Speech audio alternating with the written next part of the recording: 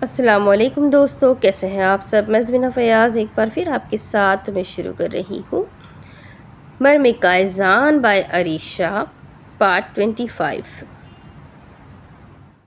وہ تیزی سے اندر آ رہا تھا۔ وہاں موجود جتنے بھی لوگ تھے اس سب کو مارتا جا رہا تھا۔ اسے کسی کی پرواہ نہیں تھی۔ وہ تو شاید گن بھی نہیں رہا تھا، 80 کے قریب لوگ تھے اور کوئی ایک بھی کائزان کاظمی کی گردن تک نہیں پہنچ پایا۔ تم تو کہتے تھے کہ اسے بے بس کرو، اسے قابو کرو گے اور پھر اس سے سچائی پتہ کرواؤ گے۔ دیکھ رہے ہو کسی ایک آدمی کو بھی اس نے زندہ نہیں چھوڑا۔ میری تو خوف سے جان جا رہی ہے، میں تو یہاں سے بھاگ رہا ہوں۔ سمیر ہمدانی، تم نے اپنی موت کو خود بلایا ہے۔ میں مزید تمہارا ساتھ نہیں دوں گا ان سب چیزوں میں۔ میں تو دولت کے لالچ میں آ گیا تھا کہ مجھے بہت پیسہ ملے گا، لیکن یہاں تو صرف موت ملے گی۔ تم نے کسی عام انسان سے نہیں بلکہ کائزان کاظمی سے پنگا لیا ہے۔ اس پنگے کو تم ہی سنبھالو، میں جا رہا ہوں یہاں سے۔ اس کا آدمی مسلسل اس کے آگے پیچھے چلتا پریشانی سے ادھر ادھر گھوم رہا تھا، جبکہ سمیر ہمدانی آرام سکون سے بیٹھا مسکرا رہا تھا۔ ارے ارے ارے سبیل، تم بھی نہ حد کرتے ہو یار۔ بادشاہ کا طوطا ہمارے ہاتھ میں ہے اور تم اس طرح سے ڈر رہے ہو جس سے ہماری گردن اس کے ہاتھ میں ہو۔ وہ کہتے ہیں نا کہ دشمن پر وار کرنے سے پہلے اس کی کمزوری پر قابو کرو، تب دشمن قابو میں آتا ہے، تب چوٹ سیدھا نشانے پر لگتی ہے۔ اور میں بھی وار سیدھا نشانے پر ہی کروں گا، کیونکہ دشمن کی کمزوری تو میرے ہاتھ میں ہے۔ اس نے بند کمرے کی طرف اشارہ کیا تھا۔ کیا مطلب؟ تمہیں لگتا ہے وہ لڑکی ہماری کچھ مدد کر پائے گی؟ وہ کنفیوز ہو کر اس سے پوچھنے لگا تھا۔ ہاں بالکل، یہ ہماری مدد نہیں کرے گی تو پھر کس کی کرے گی؟ آخر اسے ہم یہاں لائے ہیں، ہم لائے ہی کس لیے ہے؟ وہ سکون سے مسکرا کر کہتا اٹھ کر کمرے کی طرف بڑھا تھا، جبکہ وہ آدمی بھی اس کے پیچھے پیچھے ہی اس کمرے میں آیا تھا۔ مبارک ہو، شوہر آ گیا تمہارا، وہ مسکرا کر کہتے ہوئے کمرے کے اندر داخل ہوا تھا۔ تو یہاں کیوں آ گئے؟ جاؤ جا کر میرے شوہر کو مارو، اسے مارنے کے لیے ہی تو بلایا ہے نا، وہ پرسکون سے انداز میں بولی تھی، جبکہ اس کا سکون اسے تپا گیا تھا۔ ہاں لیکن تم کیا اپنے شوہر کو اصل روپ نہیں دیکھنا چاہو گی؟ وہ سوالیہ انداز میں بولا تھا۔ وہ غصے میں انسان کو اپنا وہ روپ دکھاتے ہیں جو سامنے والا کبھی سوچ بھی نہیں سکتا ہوگا۔ یقیناً تم نے اسے غصہ دلایا ہوگا اور اس وقت وہ بہت غصے میں آ رہے ہوں گے۔ ان کے راستے میں آنے والی ہر جان یا بے جان چیز کو ٹھوکروں میں اڑا رہے ہوں گے۔ یہی دکھانا چاہتے ہو نا مجھے یہاں پر کچھ بھی بتانے سے پہلے تمہیں اپنے لوگوں کے لیے ہسپتال بک کروانا چاہیے۔ اس نے جیسے اس کا مذاق اڑایا تھا، اس کا دل چاہا کہ اس کا منہ تھپڑوں سے سرخ کر دے۔ جو اس کے لیے اس طرح بات کر رہی تھی، کتنا یقین تھا اسے کائزان پر، لیکن اسے پتا تھا کہ یہ یقین ٹوٹے گا اور بہت برے طریقے سے ٹوٹے گا۔ وہ اس کا بازو پکڑ کر ایک جھٹکے میں اسے اٹھا کر کھڑا کر چکا تھا اور پھر اسے گھسیٹتے ہوئے باہر کی طرف لے کر آیا۔ وہ جیسے ہی کمرے سے باہر نکلا، دروازے کے قریب اس کے چند لوگ کھڑے تھے۔ یقیناً ان کا ارادہ کائزان پر حملہ کرنے کا تھا۔ وہ ان میں سے کسی کو بھی زندہ چھوڑنے کا ارادہ نہیں رکھتا تھا۔ وہ تیزی سے آگے بڑھ رہا تھا۔ وہ نہیں جانتا وہ کتنے لوگوں کو مار چکا ہے اور کتنوں کو مارنا بھی باقی ہے۔ وہ تیزی سے اپنا الاشر استعمال کرتے ہوئے اوپر والی جگہ پر آ چکا تھا۔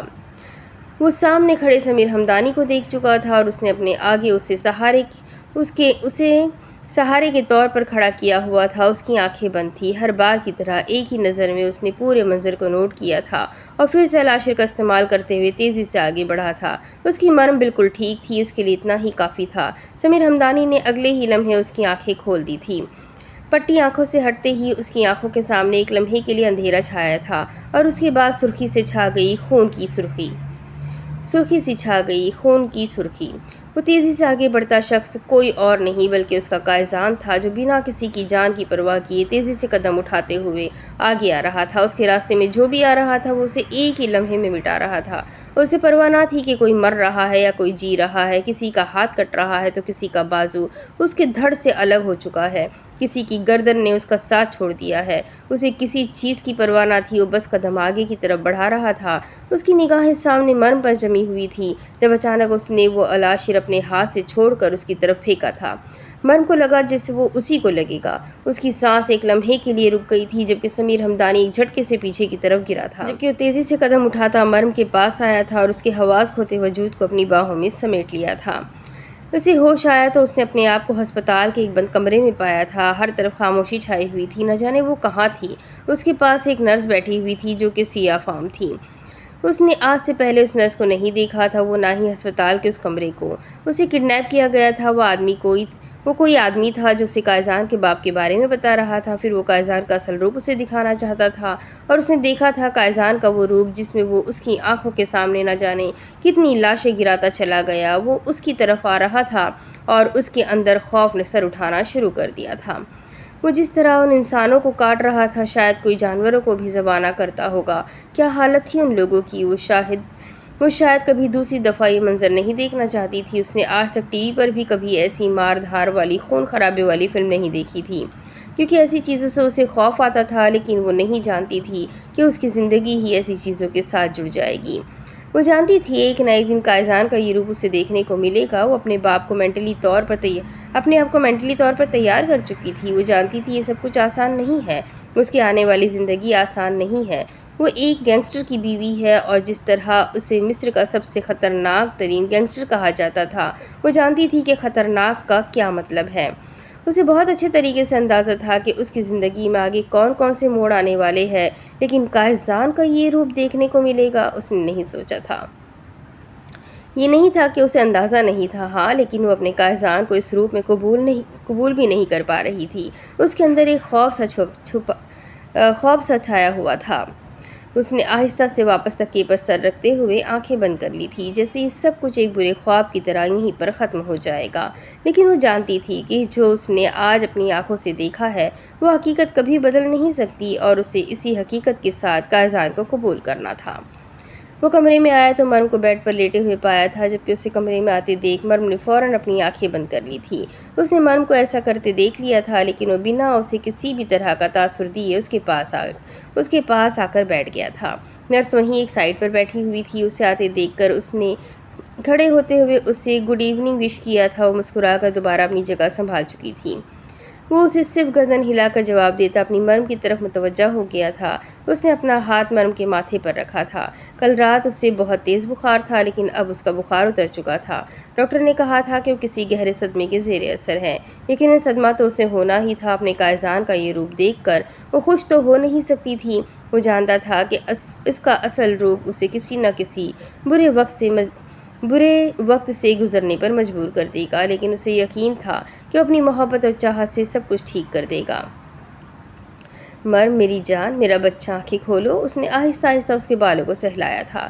جبکہ وہ اس کی پکار پر بھی آنکھیں نہیں کھول رہی تھی، اس نے دوبارہ کوشش کی۔ مرم، میری جان، پلیز آنکھیں کھولو۔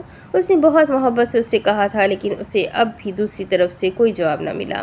مرم، میرا بچہ، پلیز آنکھیں کھولو۔ اس طرح سے کیوں کر رہی ہو تم؟ اس نے ایک دفعہ پھر سے بھرپور چاہت سے اسے پکارا تھا۔ وہ سو رہی ہے، آپ انہیں بار بار مت پکاریں، نیند ٹوٹے گی تو وہ ڈسٹرب ہوں گی۔ نرس نے پیچھے سے انگلش زبان میں کہتے ہوئے اسے سمجھانے کی کوشش کی تھی۔ اس نے ایک نظر مڑ کر اس نرس کو دیکھا تھا جو بہت خوش اخلاقی سے بات کر رہی تھی۔ اس نے صرف ہاں میں سر ہلایا۔ ناراض ہو مجھ سے؟ بات نہیں کرنا چاہتی؟ کوئی بات نہیں، میں تمہیں منا لوں گا۔ میں جانتا ہوں تم جاگ رہی ہو۔ میرے کمرے میں آتے ہی تم نے آنکھیں بند کر لی تاکہ مجھ پر یہ ثابت کر سکو کہ تم سو رہی ہو۔ تم ایسا کیوں کر رہی ہو یہ تو میں نہیں جانتا، لیکن تم اچھا نہیں کر رہی ہو اپنے قائزان کو تڑپا کر۔ تم جانتی ہو نا میں تم سے بات کیے بغیر نہیں رہ پاتا، پھر بھی یوں آنکھیں بند کر گئی ہو۔ دیکھو، جو کچھ بھی ہوا ہے اسے میں دوبارہ دہرانا نہیں چاہتا، ہاں، لیکن بس اتنا کہنا چاہتا ہوں کہ تم میری زندگی ہو۔ مرم، تمہارے لیے میں کچھ بھی کر سکتا ہوں۔ کسی کی جان لینا تو بہت معمولی سی بات ہے۔ اچھا، اب میں تمہیں ڈسٹرب نہیں کرتا، باہر جا رہا ہوں، واپسی کی تیاری کرنی ہے۔ ڈاکٹر نے کہا ہے کہ اب تم بالکل ٹھیک ہو اور سفر کے قابل ہو، اسی لیے ہم واپس جا رہے ہیں۔ اس کے پاس سے اٹھتا ہوا اس کے ماتھے پر جھکا تھا اور وہاں اپنا شدت سے بھرپور لمس چھوڑتے ہوئے اسے یوں ہی لیٹا چھوڑ کر باہر نکل گیا تھا۔ اس کے جاتے ہی اس نے اپنی آنکھیں کھول دی تھی۔ نرس نے اسے جاگتے ہوئے دیکھا تھا، لیکن بولی کچھ بھی نہیں، شاید وہ کسی کے پرسنلز میں نہیں پڑھنا چاہتی تھی۔ کیا ہوا قائزان، سب ٹھیک تو ہے؟ مرم کیسی ہے؟ اس نے تم سے بات کی؟ کہیں ان سب چیزوں کو اس نے ضرورت سے زیادہ سر پر تو نہیں سوار کر لیا؟ تم بھی تو بالکل ہی خاموش ہوش گوا بیٹھے تھے۔ تمہیں پتا ہے تم نے وہاں کیا کیا کیا ہے؟ تمہیں اندازہ بھی ہے کہ تم مرم کے سامنے نہ جانے کتنے لوگوں کی لاشیں گرا چکے تھے؟ تم نے کہا تھا کہ تم اپنا یہ روپ کبھی مرم کے سامنے نہیں لانا چاہتے، اسے نہیں بتانا چاہتے کہ تمہاری حقیقت کیا ہے، لیکن تم نے خود ہی اپنے ہاتھوں سے سب کچھ برباد کر دیا۔ میں سمجھ نہیں پا رہا تھا کہ تم یہ سب کچھ کیوں کر رہے ہو۔ میں نے کئی دفعہ تمہیں روکنے کی کوشش کی، تمہیں بتانے کی کوشش کی کہ مرم تمہیں دیکھ رہی ہے، لیکن تم نے تو جیسے کسی کی سنی ہی نہیں تھی۔ وہاں پر تم نے کسی ایک کو بھی زندہ نہیں چھوڑا۔ اور تمہیں پتہ ہے تم نے سمیر ہمدانی کے ساتھ کیا کیا ہے؟ کیا؟ وہ نہ جانے کیا کیا بولنے والا تھا جب قائزان نے اس کی بات کاٹتے ہوئے پوچھا۔ تم نے اس کے چہرے پر الاشر مارا ہے۔ مجھے نہیں پتا کہ اس کے چہرے کی ہڈی بھی سلامت رہی ہوگی یا نہیں۔ وہ زندہ ہے یا مر گیا اندازہ نہیں ہے۔ ہاں لیکن اس کا ایک آدمی تھا سبیل نامی، وہ اسے وہاں سے اٹھا کر بھاگ گیا ہے۔ کچھ کہا نہیں جا سکتا کہ وہ زندہ ہوگا یا مر چکا ہوگا، لیکن اس کی حالت بہت خراب ہے۔ کم از کم اپنا چہرہ کبھی آئینے کے سامنے دیکھ نہیں پائے گا۔ اگر قسمت سے بچ گیا تو بھی۔ رسل پریشانی سے بتا رہا تھا۔ رسل میں نہیں جانتا میں وہاں کیا کیا کر کے آیا ہوں۔ مجھے کسی چیز کا ہوش نہیں تھا سوائے اس کے کہ ان لوگوں نے میری مرم کو وہاں اغوا کر کے رکھا ہے۔ ان لوگوں نے میری مرم کے ساتھ نہ جانے کیسا سلوک کیا ہوگا، نہ جانے اس سے کیا کیا کہا ہوگا۔ ایسا تو ہو نہیں سکتا کہ سمیر ہمدانی کے ہاتھ میری کمزوری لگ جائے اور وہ اسے میرے خلاف کرنے کی کوشش نہ کرے۔ میں یقین سے کہہ سکتا ہوں کہ سمیر ہمدانی نے مرم سے ضرور کچھ نہ کچھ ایسا کہا ہے کہ وہ مجھ سے بدظن ہو گئی ہے۔ تم جانتے نہیں ہو مجھ سے بات نہیں کر رہی، میں کتنی دیر اس کے سامنے بیٹھا رہا، اسے پکارتا رہا، لیکن اس نے آنکھیں نہیں کھولی۔ وہ مجھ سے بات نہیں کرنا چاہتی، میری شکل نہیں دیکھنا چاہتی۔ وہ عجیب دیوانوں جیسی باتیں کر رہا تھا۔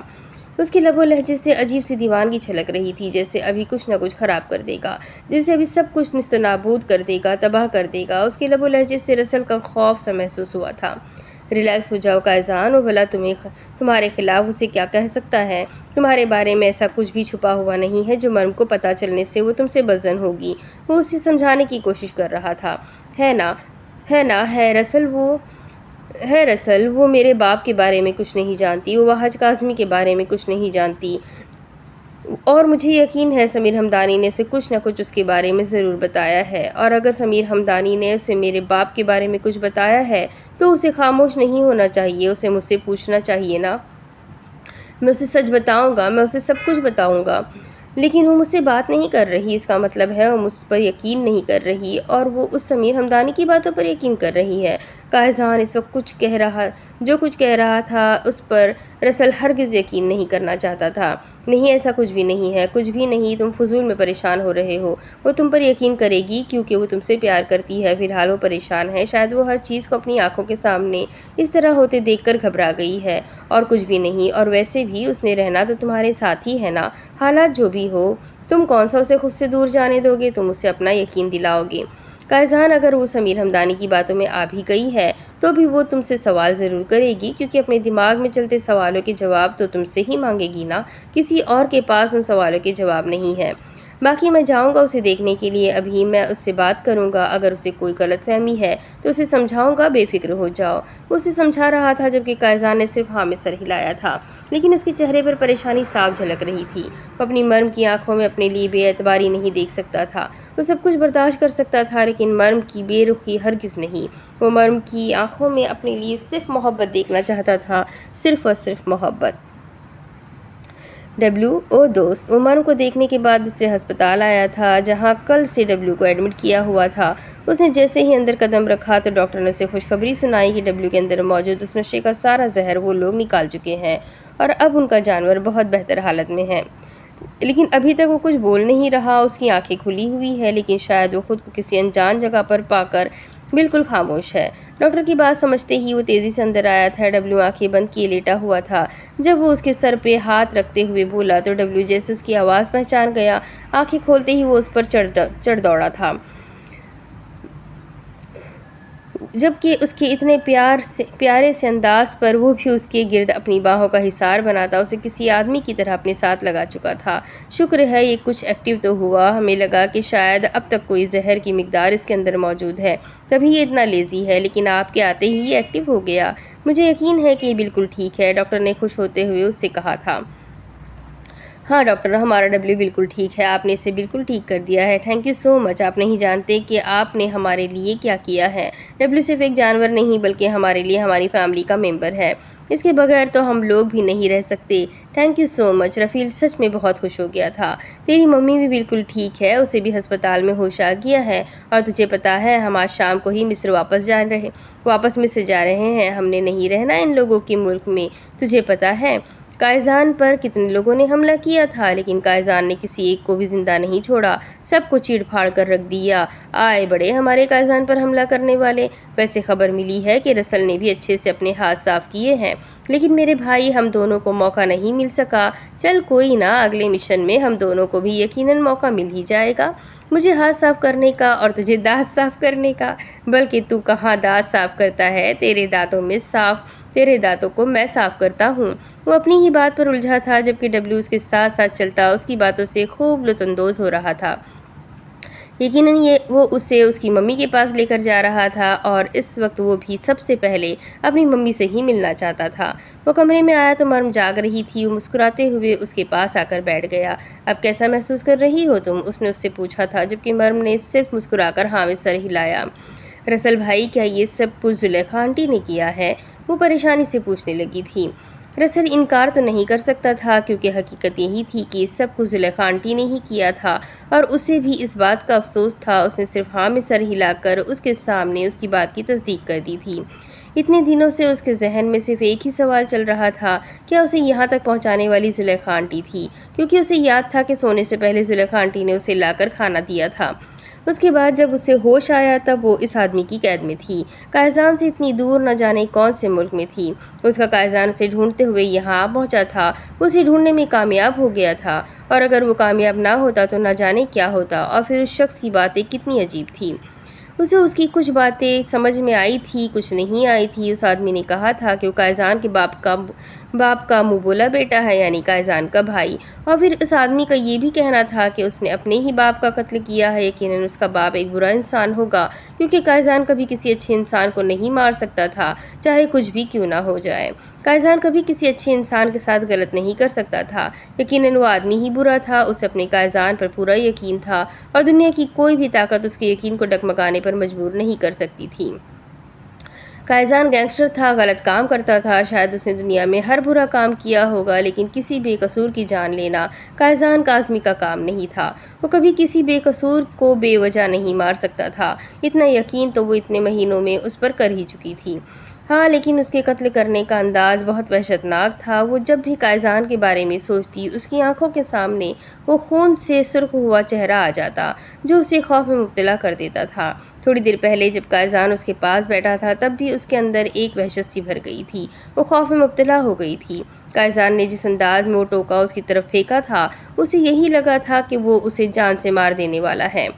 اور پھر سمیر ہمدانی کے وہ الفاظ، اس نے اپنے ہی باپ کو مار ڈالا تھا، تو پھر اسے ختم کرنا بھی اس کے لیے ناممکن تو نہیں تھا، لیکن پھر بھی وہ اس سے محبت کرتا تھا، اور یقیناً کوئی اپنی محبت کو یوں بے وجہ ختم نہیں کر سکتا تھا۔ اور جہاں تک اپنے باپ کو ختم کرنے کا سوال تھا، تو کیوں اپنے ہی باپ کی جان کا دشمن بن گیا تھا؟ ایسا کیا ہوا تھا اس کے ماضی میں کہ وہ اپنے ہی باپ سے نفرت کرتا تھا؟ اس کے ذہن میں بہت سارے سوال تھے، اور اسے ہر سوال کا جواب چاہیے تھا۔ ہاں، لیکن قائزان کا وہ وحشتناک روپ دیکھنے کی ہمت بھی اب اس میں نہیں تھی۔ رسل بھائی، زلیخا آنٹی نے ایسا کیوں کیا؟ ہم نے تو انہیں اتنی عزت دی تھی، اتنی محبت دی تھی، اتنے اچھے سے انہیں اپنی فیملی میں ویلکم کیا تھا، انہیں ایسا نہیں کرنا چاہیے تھا، نہ ہم نے ان پر یقین کیا تھا۔ وہ رسل سے پوچھ رہی تھی، جبکہ رسل کے اپنے دماغ میں بھی تو یہی چند سوال تھے۔ میں نے ان کے بارے میں ساری انفارمیشن نکلوائی تھی۔ حقیقت یہی تھی کہ ان کا ایک بیٹا، ایک بہو اور ایک پوتا تھا، جو کہ چھٹیاں منانے کے لیے سعودیہ گئے ہوئے تھے، اور یہ آنٹی 3 مہینے پہلے مصر اپنے بیٹے کے ساتھ آئی تھی۔ یہاں تک انہوں نے ہمیں جو بھی بتایا سب کچھ سچ تھا، لیکن اس کے بعد انہوں نے جو بھی بتایا سب جھوٹ تھا۔ ایک بات جھوٹ تھی، ان کا بیٹا انہیں بہت رسپیکٹ دیتا تھا، ان سے بہت زیادہ محبت کرتا تھا، یہاں تک کہ وہ انہیں اپنے ساتھ یہاں لے کر آیا تھا تاکہ وہ ہمیشہ اپنے پوتے اور بہو کے ساتھ رہے۔ ان کی بہو بھی بہت اچھی تھی، وہ بھی ان کی بہت عزت کرتی تھی، لیکن سمیر ہمدانی نام کا ایک آدمی ہے جو قائزان کا دشمن ہے۔ اسے جب یہ پتا چلا کہ قائزان شادی کر چکا ہے، اور جس لڑکی سے اس نے شادی کی ہے وہ اس سے محبت کرتا ہے، تو بس اسے موقع مل گیا قائزان کی کمزوری پر حملہ کرنے کا۔ اس نے ان آنٹی کو بلیک میل کیا، ان کے بیٹے، بہو اور پوتے کو اغوا کر کے انہیں مجبور کر دیا یہ ساری جھوٹی کہانی ہمارے سامنے بیان کر کے ہم سے ہمدردی سمیٹنے کے لیے۔ تم جذباتی تھی، ان آنٹی کی باتوں میں آ گئی اور ان پر تم نے یقین کر لیا۔ آنٹی نے تمہاری جان بچا کر تمہارا یقین خود پر اور مضبوطی سے قائم کر دیا۔ اس کے بعد وہی ہوا جو ان کا پلان تھا۔ قائزان بھی ان آنٹی پر یقین کر چکا تھا، اسے بھی یہی لگا تھا کہ وہ ایک اچھی اور نیک عورت ہے، لیکن اصل کہانی تو کچھ اور ہی تھی۔ انہوں نے ڈبلو کو بہت خطرناک زہر دیا ہے، اتنا خطرناک ہے ڈبلو کی جان بھی جا سکتی تھی۔ ڈبلو کو بے ہوش کر کے وہ تمہیں بھی بے ہوش کر کے اغوا کروانے والوں کی مدد کر چکی تھی۔ اس کے بدلے ان کے بیٹے، بہو اور پوتے کو آزاد چھوڑ دیا گیا۔ حالانکہ قائزان نے ان سے وعدہ بھی کیا تھا کہ وہ کسی کو کچھ نہیں ہونے دے گا۔ وہ قائزان پر یقین بھی کر سکتی تھی، لیکن نہیں، انہیں قائزان سے کہیں زیادہ سمیر ہمدانی پر یقین تھا۔ وہ سمجھ ہی نہیں سکی کہ سمیر ہمدانی نے ان کے پوتے، بہو، بیٹے کو اس لیے تو اغوا کیا ہے تاکہ وہ انہیں ڈسٹرب کر سکے، انہیں مینٹلی طور پر ٹارچر کر سکے۔ وہ بری طرح سے ٹارچر ہو چکی تھی۔ میں یہ نہیں کہتا کہ ان کا قصور ہے، وہ مجبور تھی اپنے بیٹے اور اولاد کے لیے، ہر کوئی مجبور ہو جاتا ہے، ہم سمجھ سکتے ہیں ان کی مجبوری، لیکن پھر بھی ڈبلو کو اتنا خطرناک زہر دینا کہ اس کی جان چلی جائے، یہ صرف اور صرف ایک بے ضمیر انسان ہی کر سکتا ہے۔ مجھے اس بات کا افسوس ہے کہ انہوں نے بے ضمیر ہونے کا ثبوت دیا ہے۔ وہ زندگی میں کبھی بھی ہم سے دوبارہ ملی نہ تو میں ان سے ایک بار یہ بات ضرور پوچھوں گا کہ انہوں نے ہمارے ڈبلو کے ساتھ ایسا کیوں کیا، کہ جب وہ جانتی بھی ہے کہ ڈبلو صرف ہمارے لیے ایک جانور نہیں بلکہ ہماری فیملی ہے۔ وہ افسوس سے بتا رہا تھا، کیا ڈبلو اب کیسا ہے، ٹھیک تو ہے نا؟ وہ پریشانی سے اس سے پوچھنے لگی تھی، جبکہ ڈبلو کی حالت کا سوچ کر اسے رونا آنے لگا تھا۔ ڈبلو کو ہم اپنے ساتھ ہی اس ملک میں لے کر آئے ہیں، ہم اسے وہاں پیچھے نہیں چھوڑ سکتے تھے، اسے علاج کی ضرورت تھی، اس وقت بھی اس کا علاج ہو رہا ہے یہاں سے ایک دوسرے ہسپتال میں۔ یہاں ایک جانوروں کا اسپیشل ہسپتال ہے جہاں پر اس کے اندر سے سارا زہر نکال دیا جائے گا اور ہمارا ڈبلو بالکل ٹھیک ہو جائے گا انشاءاللہ۔ ہمارے ڈبلو کو کچھ نہیں ہوگا، تمہیں فکر کرنے کی ضرورت نہیں، میں رفیل سے رابطے میں ہوں، وہ اسے یقین دلا رہا تھا، جبکہ ڈبلو کا سن کر وہ اور بھی زیادہ پریشان ہو گئی تھی۔ تم تھوڑی دیر آرام کرو، وہ تھوڑی ہی دیر میں تمہیں ڈسچارج کر دیں گے، ہمیں آج ہی واپس مصر جانا ہے، ہم یہاں پر نہیں رہ سکتے، یہاں پر ہماری زندگی بہت مشکل ہے۔ وہ اسے سمجھاتے ہوئے اس کے قریب سے اٹھ کر باہر جانے لگا تھا۔ قائزان کو چوٹ تو نہیں لگی؟ اس نے اچانک ہی رسل سے سوال کر لیا تو واپس اس کے پاس پلٹ آیا۔ ہاں، اس کے ہاتھ پر تھوڑی سی چوٹ لگی تو ہے، لیکن تم تو جانتی ہو نا، وہ اپنی پرواہ نہیں کرتا۔ اب واپس جا کر تمہیں ڈبلو کو بھی سنبھالنا ہے اور قائزان کو بھی۔ قائزان کے بارے میں سوال کرنا رسل کو بہت خوش کر گیا تھا، اسی لیے مسکرا کر اسے جواب دیتے ہوئے بولا، خیال تو میں رکھ لوں گی رسل بھائی، لیکن وہ کچھ کہتے کہتے رک گئی تھی، جبکہ رسل جیسے اس کی دل کی بات سمجھ گیا تھا۔ اس دنیا میں کوئی بھی گینگسٹر اتنا اچھا نہیں ہے کہ کوئی بھی غلط کام نہ کرتا ہو، تمہارے لیے اتنا ہی کافی ہے کہ تمہارا قائزان صرف غلط لوگوں کے ساتھ غلط کرتا ہے، اس نے یقین دلایا تھا۔ میں جانتی ہوں رسل بھائی، وہ صرف غلط لوگوں کے ساتھ غلط کرتے ہیں، مجھے ان پر یقین ہے، لیکن وہ سب جو میں نے اپنی آنکھوں سے دیکھا، اس کی آنکھوں سے پانی بہنے لگا تھا، آواز جیسے گلے میں دب گئی تھی۔ میں تم سے وعدہ کرتا ہوں کہ تم آئندہ وہ سب کچھ نہیں دیکھو گی، وہ سب تمہاری زندگی سے بہت دور رہے گا۔ ہاں، لیکن قائزان کا اعتبار کبھی مت کھونا، تم اس سے جینے کی وجہ ہو، تم اس کے لیے جینے کی وجہ ہو، وہ خود کو کھو سکتا ہے لیکن تمہیں نہیں، وہ اسے سمجھا رہا تھا، جبکہ اپنے آنسو صاف کرتی وہ صرف ہاں میں سر ہلا گئی تھی۔ یار قائزان، یہ ہسپتال کے لوگ بھی نیرے جاہل ہے، وہ ڈبلو کو اندر ہی نہیں آنے دے رہے، وہ اپنی ممی سے ملنے کے لیے اتنا بے قرار ہے کہ حد نہیں، لیکن ان لوگوں نے بھی عجیب سی ضد باندھ کے رکھی ہے، بس ایک ہی بات، کوئی جانور ہسپتال کے اندر داخل نہیں ہو سکتا، اور پھر ان لوگوں کے ڈرامے دیکھو، جب تک میں اسے باندھ کر نہیں آیا تب تک ان لوگوں نے مجھے اندر نہیں آنے دیا، حد نہیں ہو گئی؟ کہتے ہیں ہمارا ڈبلو خوخار جانور ہے، وہ اسے یوں باہر کھلا نہیں چھوڑ سکتے، تو مجھے اسے باندھ کر آنا پڑے گا، اور پھر میں نے ڈبلو کو اتنی مشکل سے سمجھایا اور یہاں ہسپتال کے اندر آیا ہوں، ورنہ وہ تو مرم سے ملنے کے لیے اتنا بے قرار ہے کہ بس ایک ہی ضد ہے اس کی کہ اسے اندر آنا ہے۔ اب تم بتاؤ کہ میں کیا کروں؟ اتنی مشکل سے میں اسے باہر چھوڑ کر آیا ہوں، رسل اندر داخل ہوتے ہوئے اسے بتانے لگا تھا، جبکہ رسل اسے یہاں دیکھ کر خوش ہو گیا تھا۔ یقیناً ڈبلو اب ٹھیک تھا، تبھی تو وہ یہاں پر آیا تھا، ورنہ اس کا یہاں آنا ہرگز ممکن نہیں ہوتا، اس نے ہر وقت ڈبلو کے پاس ہی رہنا تھا۔ صبح وہ مرم کو دیکھنے کے لیے ہسپتال آیا تھا اور اسے دیکھ کر واپس چلا گیا تھا، کیونکہ ڈبلو کا دوسرے ہسپتال میں علاج جاری تھا اور وہ علاج کے دوران اسے چھوڑ کر نہیں آ سکتا تھا، اور اب یہ جان کر کہ وہ ڈبلو کو اپنے ساتھ لے کر آیا ہے جہاں وہ خوش ہوئے تھے، وہیں ڈبلو کو باہر رکھنے کی وجہ سے قائزان کو غصہ آنے لگا تھا۔ ایک تو یہ انسان بھی کبھی کسی دوسری مخلوق کی فیلنگز نہیں سمجھ سکتے۔ ہاں، ان کا ڈبلو جذبات رکھتا تھا، احساسات رکھتا تھا، وہ اپنی ممی سے بے انتہا محبت کرتا تھا اور وہ اپنی ممی کو اس تکلیف میں نہیں دیکھ سکتا تھا، لیکن یہ ہسپتال کے لوگوں نے کون سا ان کی کوئی بات سمجھنی تھی، وہ تو شکر تھا کہ مرم کو بھی وہ اگلے 15 منٹ میں یہاں سے ڈسچارج کرنے والے تھے۔ یہاں سے وہ سیدھے اپنی پرائیویٹ جیٹ والی جگہ پر جانے والے تھے اور وہاں سے سیدھے مصر، وہیں پر وہ ڈبلو کو آسانی سے سنبھال سکتے تھے، ورنہ انہیں یقین تھا کہ اگر مزید یہاں باہر ڈبلو کو انتظار کرنا پڑا تو وہ کسی کا بھی لحاظ کیے بغیر اپنی ممی کے پاس اندر آ جائے گا۔ میں ڈبلو کو سنبھالتا ہوں، تم لوگ تب تک مرم کو ڈسچارج کرواؤ۔ یہ لو کاغذات۔ اس نے مرم کے کاغذات انہیں تھماتے ہوئے باہر کی راہ لی۔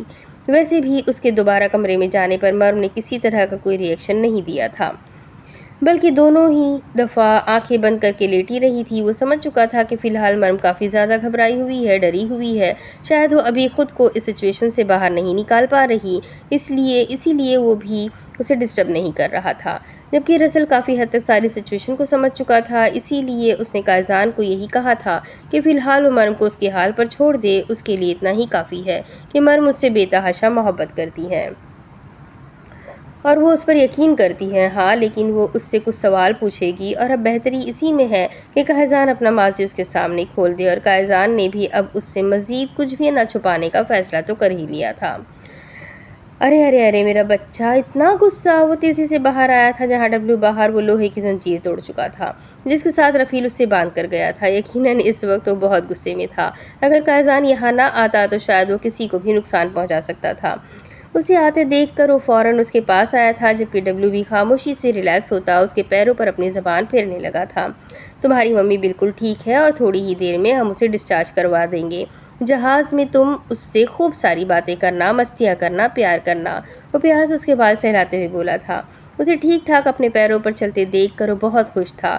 یہ سچ تھا کہ اس نے سوچا تھا کہ شاید ڈبلو کا بچنا ممکن نہیں ہوگا، کیونکہ ڈبلو کی حالت بہت زیادہ بگڑ گئی تھی۔ اسے یہی لگا تھا کہ شاید وہ اپنے ڈبلو کو کھو دے گا، لیکن ایسا نہیں ہوا تھا۔ اس کا ڈبلو ٹھیک تھا اور اس کے لیے اتنا ہی کافی تھا۔ وہ اسی خوشی سے اس کے ساتھ مستیاں کر رہا تھا۔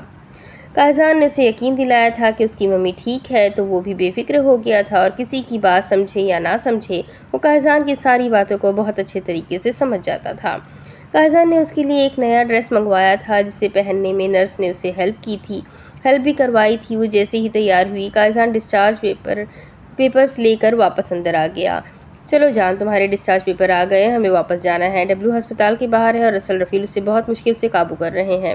اس وقت اسے تمہیں دیکھنا ہے۔ جب تک وہ تمہیں بالکل ٹھیک اپنی آنکھوں کے سامنے نہیں دیکھ لیتا تب تک تو وہ سنبھل نہیں سکے گا۔ وہ بالکل ریلیکس انداز میں اس سے بات کر رہا تھا۔ اس کا انداز ویسا ہی تھا جیسے پہلے ہوا کرتا تھا۔ اس کے انداز میں کسی طرح کی کوئی چینجنگ نہیں تھی، مطلب اس کا قائزان اس کے لیے وہی تھا جو پہلے ہوا کرتا تھا۔ اس کی حقیقت جاننے کے بعد قائزان کا انداز بدلا نہیں تھا، لیکن مرم کا انداز بدل گیا تھا۔ وہ تھوڑی محتاط ہو گئی تھی۔ اس کے اچانک آ جانے پر وہ بیڈ سے اٹھ کر کھڑی ہو گئی تھی۔ نہ جانے کیوں اسے لگا کہ اس کی بات نہ ماننے پر وہ اس پر غصہ کرے گا، اور پھر وہ ٹوکا۔ وہ ہتھیار یاد آتے ہی اس کے پسینے چھوٹنے لگتے تھے، جیسے سانس گلے میں ہی اٹک جاتی تھی۔ کیا ہوا؟ تم اس طرح گھبرا کر کیوں اٹھ گئی؟ یار، اتنی بھی جلدی نہیں ہے، ہم آرام سے چلیں گے۔ وہ پیار سے اس کے چہرے کو تھامتے ہوئے بولا تھا، جبکہ نرس کو اپنے کاموں میں مصروف پا کر اس کے لبوں پر جھکتے ہوئے اس نے ایک شوق جسارت بھی کی تھی، جس پر اس نے نرس کی طرف دیکھا جو اپنے کام میں بری طرح سے الجھی ہوئی تھی۔ ڈونٹ وری، یہاں کے لوگ بھی اپنی زندگی میں مصروف رہتے ہیں، انہیں بھی آگے پیچھے کی کوئی پرواہ نہیں ہوتی۔ وہ آنکھ دبا کر شرارت سے بولا تھا، جبکہ وہ بس اس سے گھور کر رہ گئی، اور اس کے گھورنے پر وہ دوبارہ اس کے لبوں کو اپنی لبوں کی قید میں لے چکا تھا، اور اس دفعہ اس نے ایک ہی لمحے میں اسے نہیں چھوڑا تھا، بلکہ اپنے لبوں کی پیاس بجھانے کے بعد وہ خود کو پوری طرح سے رعب کر کے پیچھے ہٹا تو نرس کو دوسری طرف چہرہ کیے مسکراتے ہوئے پایا، جبکہ قائزان نرس کا شکریہ ادا کرتے ہوئے اسے ٹپ بھی دے رہا تھا جو اس نے مرم کا اتنے اچھے سے خیال رکھا تھا۔ جبکہ نرس نے مسکراتے ہوئے شکریہ ادا کیا اور پھر مرم کو بائے بول کر ان کے کمرے سے باہر نکل گئی۔ ارے واہ، یہ نرس تو بڑی سمجھدار ہے، اس کے جاتے ہی قائزان نے مسکراتے ہوئے مرم سے کہا، اور اچانک ایک دفعہ پھر سے اس کے چہرے کو تھام کر اس کے لبوں کو اپنی لبوں کی قید میں لے گیا۔ اس کی یہ حرکت اتنی اچانک ہوئی تھی کہ مرم کو سنبھلنے کا موقع ہی نہ ملا، اور وہ ایک دفعہ پھر سے اپنی سانسوں کے لیے اس کے رحم و کرم پر آ گئی تھی، جبکہ اپنے لبوں کی پیاس بجھا کر وہ پرسکون ہوتے ہوئے اس کا ہاتھ تھام کر اسے اپنے ساتھ باہر لے کر جانے لگا۔ وہ خاموشی سے کی مدد سے دروازہ کھولنے میں کامیاب ہوا تھا اور بالکل بھی آواز پیدا کیے بغیر اس نے دروازہ بند کر دیا تھا۔ اس نے کمرے کے اندر جھانکا تھا، یہاں پر وہ آرام سے سو رہی تھی اور اس کے ساتھ ہی تھوڑے فاصلے پر توشیبا بھی آنکھیں بند کیے نیند میں ڈوبی ہوئی تھی، اس کے لبوں پر مسکراہٹ پھیلی تھی۔ وہ تیزی سے بنا آواز پیدا کیے نیچے بیسمنٹ کی طرف آیا تھا، جہاں پر اسے ساری انفارمیشن ملنے والی تھی۔ وہ سیدھا نیچے ہی آ گیا تھا۔ اس نے نیچے کی طرف قدم رکھا تو سوائے بڑی بڑی الماریوں کے اور کچھ بھی نظر نہیں آیا تھا، اور ان ساری الماریوں کو پیپر سے پوری طرح سے بھرا گیا تھا۔ یہاں پر اتنے زیادہ کاغذات پڑے ہوئے تھے کہ وہ سمجھ ہی نہ سکا کہ سارے کاغذات آخر ہے کس چیز کی۔ خیر یہ سب کچھ تو پتہ چلے ہی جانا تھا۔ اس نے آگے بڑھتے ہوئے الماری کو کھولنا چاہا تھا، جو ایک لمحے میں ہی کھل گئی تھی۔ سننے میں آیا تھا کہ یہ ساری الماریاں لاک ہے، لیکن یہ الماری کھلی ہوئی کیوں تھی؟ کیا اس میں ایسا کچھ بھی نہیں تھا جس پر غور کیا جا سکے؟ اس نے یہی اندازہ لگایا تھا۔ ایسا تو ہو ہی نہیں سکتا تھا، یہ سارے ہی کاغذات کسی نہ کسی کام کے تھے ورنہ یقیناً وہ یہاں پر نہ ہوتے اور نہ ہی انہیں اس طرح سے سنبھال کر رکھا جاتا۔ اس نے اپنی ساری اگلی پچھلی سوچوں کو ایک طرف رکھتے ہوئے ایک فائل اٹھا کر پڑھنا شروع کی تھی۔ اس کا ارادہ ساری فائلز چیک کرنے کا تھا۔ یہ فائل کسی شکیل نامی آدمی کی تھی، جس میں شکیل نامی آدمی کا سارا بایو ڈیٹا لکھا ہوا تھا اور اینڈ پر اس کا ڈیتھ سرٹیفکیٹ تھا۔ ڈاکٹر کے مطابق وہ بہت بیمار تھا اور اسی بیماری کی وجہ سے وہ مرا تھا۔ اس کی موت کے بعد اسے یہاں سے پاکستان بھیج دیا گیا تھا، جہاں پر اس کی آخری رسومات ادا کی گئی تھی۔ اس کا پوسٹ مارٹم وغیرہ نہیں کیا گیا تھا، لیکن یہ بات اس فائل میں کلیئر تھی کہ اس کی موت اس بیماری سے ہوئی تھی۔ لیکن یہ فائل یہاں پر کیوں تھی؟ اسے سمجھ نہیں آیا تھا۔ یہ فائل تو کسی ہسپتال میں ہونی چاہیے تھی۔ فائل واپس وہاں پہ رکھتے ہوئے اس نے دوسری فائل اٹھائی تھی۔ یہاں پر کسی عدیل نامی آدمی کے بارے میں فائل بنائی گئی تھی اور اس میں بھی وہی سب کچھ لکھا گیا تھا۔ یہ آدمی بھی کسی بیماری سے لڑ رہا تھا اور اس کی موت بھی قدرتی طور پر ہوئی تھی۔ فائل میں کلیئر لکھا ہوا تھا کہ وہ آدمی بھی اپنی بیماری کی وجہ سے ہی مرا تھا، لیکن اس فائل میں بھی ایسا کچھ بھی نہیں تھا جس پر وہ غور و فکر کرتا۔ ہاں، لیکن یہ سوچ ضرور تھی کہ آخر یہ فائل یہاں پر تھی ہی کیوں؟ کیا یہ کسی ہسپتال کا سامان تھا؟ وہ کافی پریشانی سے یہ سب کچھ دیکھ رہا تھا، کیونکہ ان فائلز میں ایسا کچھ بھی نہیں تھا جس پر وہ قائزان پر شک کر سکتا۔ قائزان کا تو ان سب لوگوں سے شدید دور تک کوئی کنیکشن نہیں بنتا تھا، تو پھر ان ساری فائلز کو یہاں کیوں رکھا گیا تھا؟ یہ ساری چیزیں نہ تو قائزان کے کام کی تھی اور نہ ہی اس کے نہ جانے یہ تھی ہی کیوں یہاں۔ اس نے کچھ سوچتے ہوئے تیسری فائل کھولی تھی اور اس میں بھی ایسا محسوس ہوا جیسے سیم ٹو سیم پرنٹ چھپا ہوا ہے۔ کسی اور کا نام تھا، سامنے تصویر تھی اور باقی وہی سب کچھ لکھا تھا جو باقی کی دونوں فائلز میں تھا۔ وہ کچھ سوچتے ہوئے آخر ایک سوچ پر آ کر اٹکا تھا۔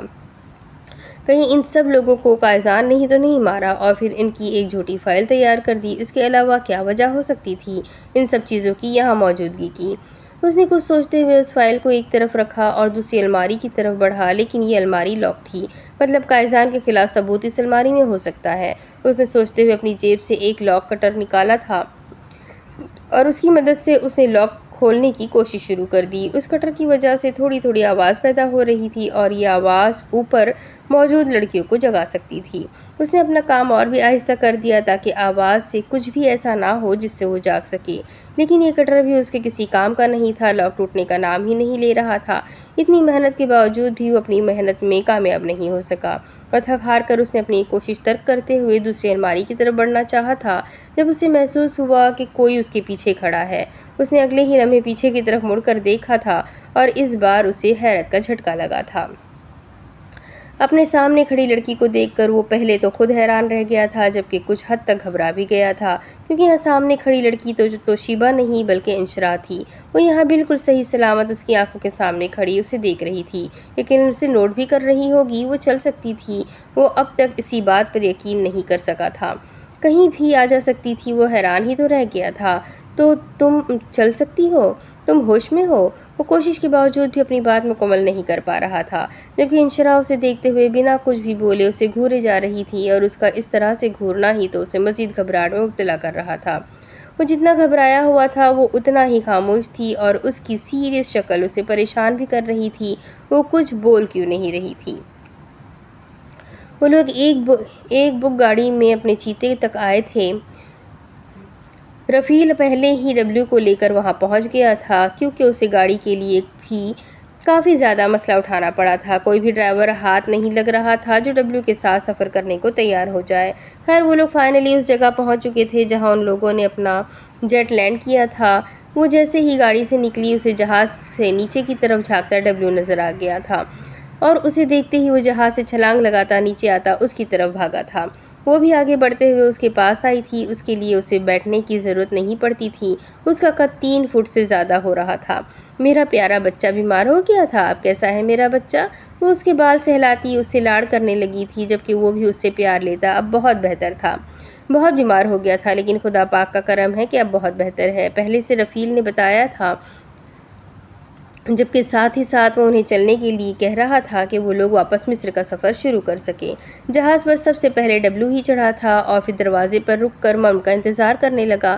جب قائدان نے اپنا ہاتھ آگے بڑھایا وہ آہستہ سے اس کے ہاتھ پر اپنا ہاتھ رکھتی اوپر کی طرف قدم اٹھانے لگی تھی اور پھر وہ جیسے ہی سیٹ پر آ کر بیٹھی ڈبلیو نے قائدان کے بیٹھنے سے پہلے ہی بیچ والی جگہ پر بیٹھ کر اس کی کرسی والی جگہ کو اپنے بھاری وجود سے بند کر دیا تھا۔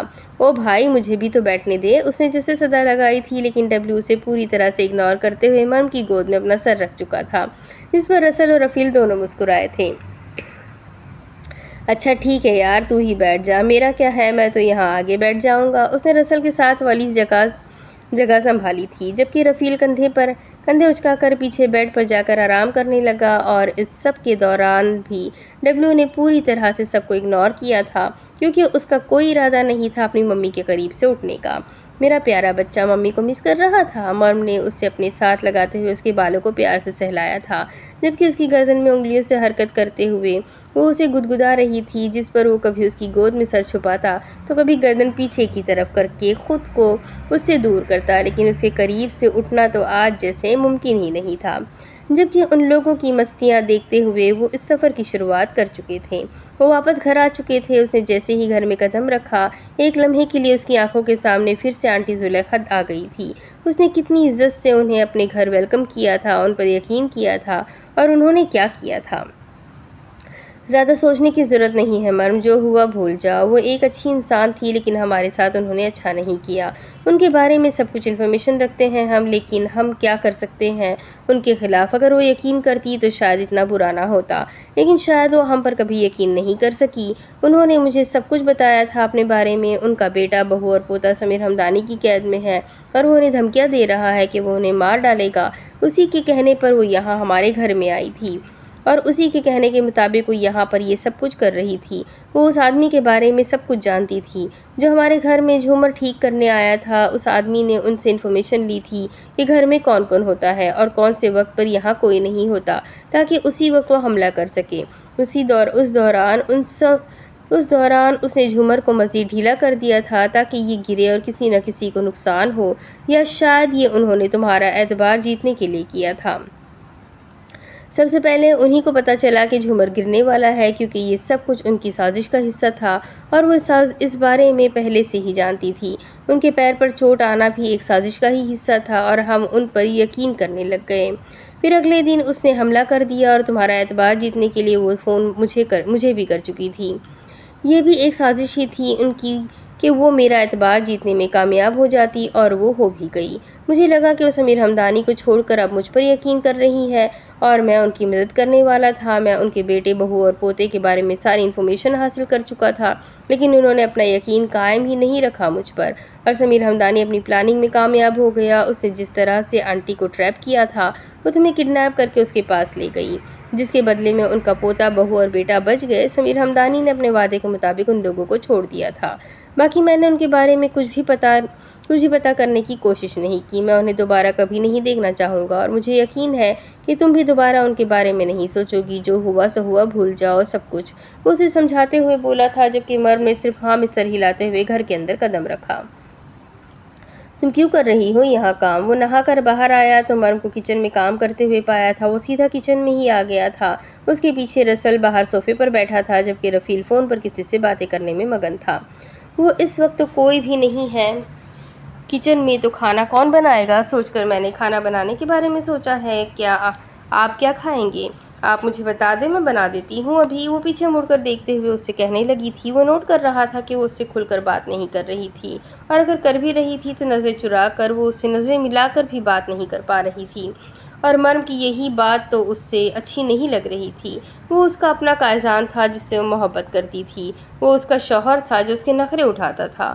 وہ کیوں اس سے ڈر رہی تھی، کیوں اس سے اتنا گھبرا رہی تھی؟ اس کی محبت میں کوئی کمی نہیں آئی تھی، یہ بات سچ تھی، لیکن پھر بھی وہ اس سے بہت زیادہ خوفزدہ رہنے لگی تھی۔ نہیں، کوئی ضرورت نہیں ہے کچھ بھی بنانے کی، میں کچھ آرڈر کر دیتا ہوں، تھوڑی دیر میں آ جائے گا، اور جس کو زیادہ بھوک لگی ہے وہ خود بنا لے گا۔ تمہیں فی الحال کچن میں گھسنے کی ضرورت نہیں ہے، تم ٹھیک نہیں ہو، جب تک پوری طرح سے ٹھیک نہیں ہو جاتی تم کوئی کام نہیں کرو گی۔ وہ اس کا ہاتھ تھام کر اسے واپس کمرے کی طرف لے کر جا رہا تھا۔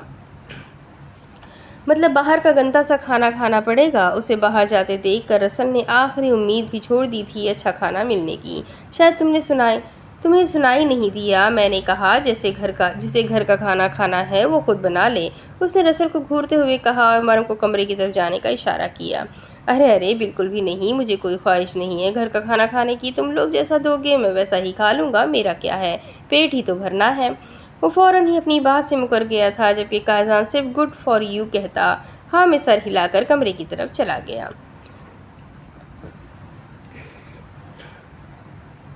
وہ اب تک شاکڈ کھڑا تھا، اسے دیکھ رہا تھا جب اسے محسوس ہوا وہ بار بار اپنی آنکھیں جھپکا رہی تھی۔ وہ کچھ بولنا چاہتی ہے لیکن کچھ بول نہیں پا رہی۔ اس کے قریب آتے ہوئے اس نے اس کے کندھے پر ہاتھ رکھنا ہی چاہا تھا کہ اگلے ہی لمحے وہ بے ہوش ہوتے ہوئے زمین پر گرنے لگی۔ اگر وہ اسے بروقت نہ تھام لیتا تو یقیناً وہ گر جاتی۔ اس نے بڑی مشکل سے اسے پکڑا تھا، ورنہ ابھی وہ گر کر توشیبا کو جگا دیتی، اور پھر اپنی ہونے والی بیوی کے جواب اس کے پاس ہرگز نہیں ہوتے۔ اس نے اسے بڑی مشکل سے سنبھالا۔ وہ اندازہ لگا چکا تھا کہ وہ بے ہوش ہو چکی ہے، لگتا ہے کہ بے ہوش ہو چکی ہے۔ کیا یہ پہلے بھی اس طرح سے جاگی تھی؟ کیونکہ کوما سے نکل کر وہ اس طرح اچانک میرے پیچھے تو آ کر نہیں رک سکتی، ہو سکتا ہے کہ وہ پہلے بھی ہاتھ پیر چلانے کی کوشش کر چکی ہو۔ اس نے اندازہ لگاتے ہوئے آہستہ سے اسے سنبھالتے ہوئے اٹھایا اور پھر اس کے کمرے کی طرف قدم بڑھا دیے۔ اس نے اسے لاتے ہوئے بیڈ پر لٹا دیا تھا۔ وہ اب بھی بے ہوش تھی، یقیناً فی الحال اس کا دماغ کسی طرح کی سچویشن کو ہینڈل کرنے کے قابل نہیں تھا۔ وہ پرسکون سا ہوتا پیچھے کی طرف جانے ہی لگا تھا کہ نگاہیں توشیبا کے چہرے پر گئی اور پھر الجھ سی گئی۔ اس نے بڑے مشکل سے اپنی ہنسی روکی تھی، کیونکہ توشیبا نے اپنا انگوٹھا اپنے منہ میں ڈال کے رکھا تھا، بالکل کسی معصوم چھوٹے سے بچے کی طرح۔ محترمہ کو انگوٹھا چوسنے کا شوق ہے۔ اس نے اپنی ہنسی روکتے ہوئے اپنا موبائل فون نکالا تھا اور اگلے ہی لمحے ایک ساتھ اس کی کئی تصویریں اپنے فون میں سیو کی تھیں۔ اب تو تمہیں مجھ سے شادی کرنی ہی پڑے گی، ہونے والی مسز صاحبہ، کیونکہ اگر تم میری بیوی نہیں بنو گی تو میری بہن کسی اور لڑکی کے ساتھ میری شادی ہونے نہیں دے گی، اور تم فی الحال شادی کے لیے تیار نہیں ہو تو یہ ایک بہترین طریقہ ہے تمہیں شادی کے لیے راضی کرنے کا۔ وہ نہ جانے کون سی پلاننگ کے تحت بول رہا تھا، اور پھر اپنا فون واپس جیب میں رکھتے ہوئے وہ باہر آیا۔ ایک نظر ٹھیک سے ان دونوں کو دیکھ کر وہ واپس بیسمنٹ کی طرف آیا تھا۔ اس نے لاکر سے جا کر اپنے کٹر کو نکالا تھا جو اس کی بہت مدد کرتا آیا تھا۔ اس کا ارادہ جلدی سے وہاں سے نکلنے کا تھا، جب اچانک ہی وہ سامنے رکھی الماری سے انجانے میں ٹکرا گیا، اور اگلے ہی لمحے وہاں اوپر سے ایک فائل اس کے ہاتھوں میں آ گری تھی۔ اس نے جلدی سے فائل اٹھائی تھی جس پر قائزان کا نام لکھا ہوا تھا، لیکن اس کے پاس اسے پڑھنے کا ٹائم ہرگز نہیں تھا، کیونکہ اذانوں کا وقت تھا اور ہر طرف سے اذانوں کی آواز شروع ہو چکی تھی۔ وہ جلدی سے اس کے گھر سے باہر نکل گیا تھا۔ اس کی آگے کہانی میں آپ کو اگلی قسم سناتی ہوں کہ آگے کیا ہوگا، یہ جاننے کے لیے میرے ساتھ بنے رہیں۔ کہانی بہت انٹرسٹنگ ہے، ویڈیو کو جلدی سے لائک کر دیں، چینل کو سبسکرائب کر دیں، بیل آئیکن کو ضرور دبا دیں۔ ملتے ہیں اگلی ویڈیو میں، تب تک کے لیے اپنا خوب سارا خیال رکھیں، مجھے بھی دعاؤں میں یاد رکھیں۔ اللہ حافظ۔